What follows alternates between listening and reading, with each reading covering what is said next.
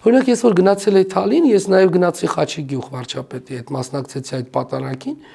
Եվս մեկ անգամ համոզվեցի, որ նորմալ ժողովուրդ է մեր ժողովուրդը։ Ես ուզեցա իմ աչքով տեսնեմ, նորմալ մարդիկ շփվում են ու կապ չունի, որ քաղաքական տարբեր հայացքներով կարող ճիշտ այնտեղ շատերը բնականաբար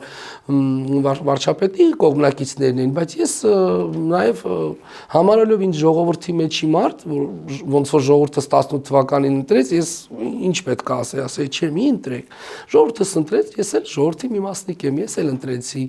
Այսպես համախմբվեցի այդ մտքի հետ, որ երկրում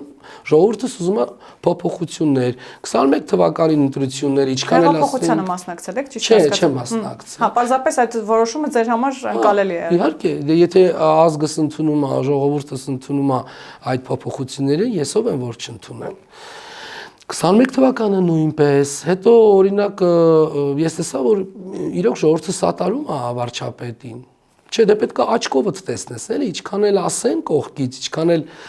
լինես ինչ որ տարբեր կարծիքների շուրջ պատտվես, բայց քո աչքով ավելի լավ է տեսնես, քան թե ասում լучше один раз увидеть, чем 100 раз услышать։ Հիմա իմն էր։